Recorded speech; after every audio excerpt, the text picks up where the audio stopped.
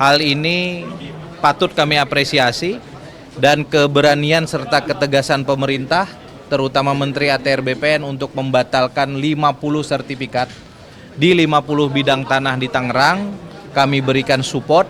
Selanjutnya kami mendorong agar ada proses penegakan hukum yang tegas kepada siapapun, baik yang memohon sertifikat, yang menerbitkan sertifikat yang kita duga bermasalah itu, termasuk para pihak saya kira yang memanfaatkannya. Komisi 2 DPR RI mengucapkan terima kasih dan penghargaan setinggi-tingginya kepada pemerintah di bawah kepemimpinan Presiden Prabowo Subianto. Dan hari ini saya kira Pak Menteri ATR BPN Mas Nusron Wahid telah memberikan penjelasan yang sangat jelas dengan didukung oleh fakta-fakta termasuk berbagai sertifikat yang telah diterbitkan di sekitar pagar laut di kawasan Tangerang. Bahkan kita hari ini mendapatkan bonus informasi hal serupa yang terjadi juga di Bekasi, hal serupa yang juga terjadi di Jawa Timur, yang ternyata luasannya jauh lebih luas dari apa yang menjadi polemik publik selama ini.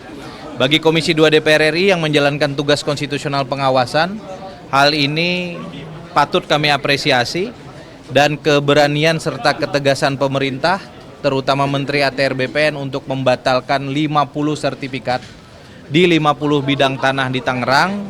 Kami berikan support. Selanjutnya kami mendorong agar ada proses penegakan hukum yang tegas kepada siapapun, baik yang memohon sertifikat, yang menerbitkan sertifikat yang kita duga bermasalah itu, termasuk para pihak saya kira yang memanfaatkannya. Saya beberapa kali menyampaikan kalau itu dijadikan agunan di perbankan, mungkin kita juga harus mengecek sampai pada wilayah hilir tersebut. Yang kedua ingin saya sampaikan bahwa kami sangat serius, Komisi 2 DPR RI dengan Kementerian ATR BPN untuk menegakkan hukum pertanahan dan tata ruang pada satu pihak dan upaya meningkatkan pendapatan negara pada pihak yang lain.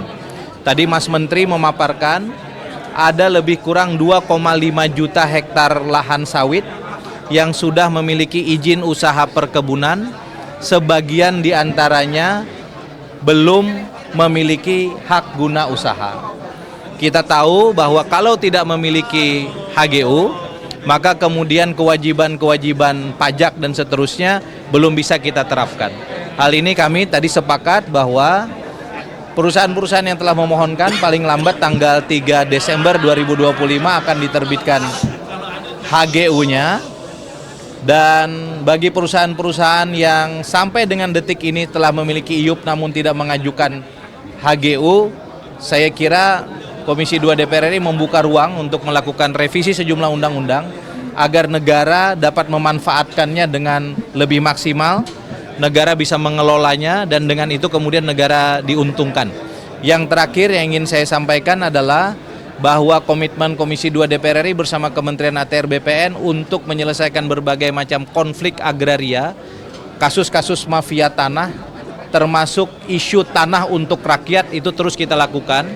Bahkan kita mengapresiasi karena di tengah anggaran yang terbatas, Kementerian ATR BPN tetap menjalankan berbagai macam program tanah untuk rakyatnya yang kita targetkan paling lambat tahun depan. Mudah-mudahan seluruh tanah di Indonesia bisa terdaftar dan mudah-mudahan bisa kita sertifikasi, termasuk sebagian besar sertifikasi untuk rakyat. Saya kira itu, silakan Mas Menteri. Ini kan tadi ada disebutkan ternyata ada 8 orang yang sudah diberikan sanksi, ini diduga terlibat atau seperti apa Pak alasannya, dan juga nanti untuk targetnya ke depan ini sudah 50, targetnya akan sampai kapan dan berapa banyak lagi nanti? Baik, 8 orang itu mereka yang waktu itu terlibat dalam proses penerbitan sertifikat yang kita anggap tidak prudent, tidak hati-hati. Kenapa saya anggap tidak hati-hati? Karena kalau kita lihat dari aspek dokumen juridisnya itu memang lengkap. Dari aspek prosedurnya itu memang terpenuhi prosedurnya. Tapi ketika kita cek kepada fakta materialnya itu nggak sesuai. Karena sudah tidak ada bidang tanahnya. Nah, karena itu yang bersangkutan sudah kita tetapkan untuk dijatuhin sanksi. Nah, karena produknya itu adalah produk tata usaha negara, KATUN, keputusan tata usaha negara, maka sanksinya adalah sanksi administrasi negara, yaitu adalah masalah dicopot dan sebagainya. Kecuali kalau di situ ada unsur-unsur mens rea. Misal dia yang bersangkutan terima suap, terima sogokan atau apa, itu baru masuk ranah pidana. Tapi tidak menutup kemungkinan dokumen-dokumen yang disajikan oleh pihak-pihak pemohon itu adalah dokumen-dokumen yang tidak benar. Misal dokumen palsu atau dokumen apa, nah itu mungkin bisa masuk dalam ranah pidana. Di ranah pidananya adalah pemalsuan dokumen. Hah? Nggak tahu aku, kalau itu saya nggak tahu. Akan diusut nggak? Ya, sepanjang pemeriksaan kita ya memang belum menemukan itu kalau di internal kita.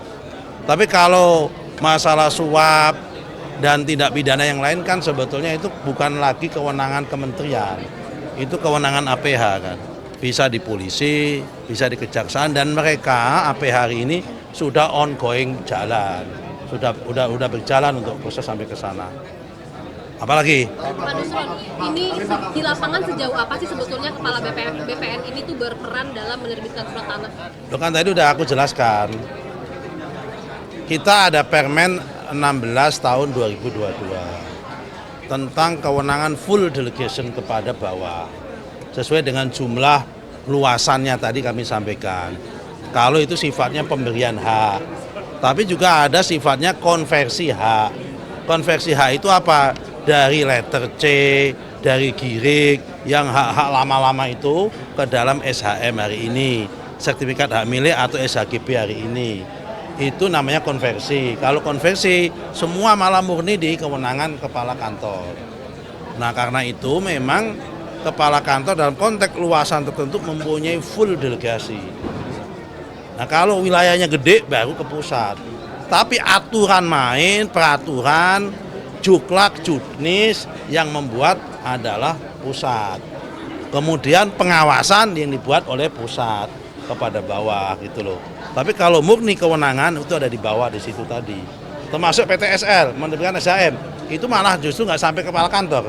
Cukup di panitia adjudikasi. Oke?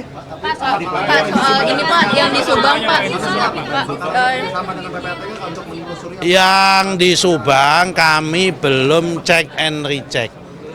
Ya, belum cek and recheck sampai ke sana. Tapi ini kan masalah pekerjaannya banyak banget. Memang setelah Tangerang, Bekasi, sama Sidoarjo, kami akan masuk di 3 lagi, Subang, Sumeneb, sama Pesawaran Lampung. Nah, nanti kalau ada masukan lagi, nggak apa-apa, akan kita cek satu persatu. Saya belum cek, Mas. Saya kalau nggak tahu belum cek, ya belum cek, gitu loh. Ya, oke. Tangan yang kena abrasi Pak itu nasibnya gimana Pak? Yang mana abrasi yang? Yang di mana abrasi Tangerang? Yang di Tangerang. Itu nasibnya sertifikatnya bagaimana Mas Isa atau gimana? Saya belum dapat laporan yang Tangerang ada abrasi di mana. Yang mana yang ada abrasi? Di desa Kohor kan banyak yang dulunya empang, ini kan sekarang kena abrasi. Oh, oke. Begini. Kalau dia dalam waktu singkat bisa mengatasi abrasinya, tergantung abrasinya itu bersifat permanen atau temporer. Kalau sifat karena banjir sementara, ya berarti kan temporer. Tapi kalau itu kemudian abrasinya bersifat permanen, ya itu pasti kita batalkan. Karena sifatnya karena fakta material tanahnya udah hilang, udah nggak ada gitu loh. Tergantung dia bisa mengatasi apa, bisa diatasi apa enggak itu. Kalau memang abrasinya itu temporer, kayak banjir, ya kan sawah tenggelam itu kan, kemudian hilang itunya airnya, ya itu masih bisa itu. Oke, cukup. Tak sempat baca berita? Dengarkan saja. Klik text to speech di sindonews.com.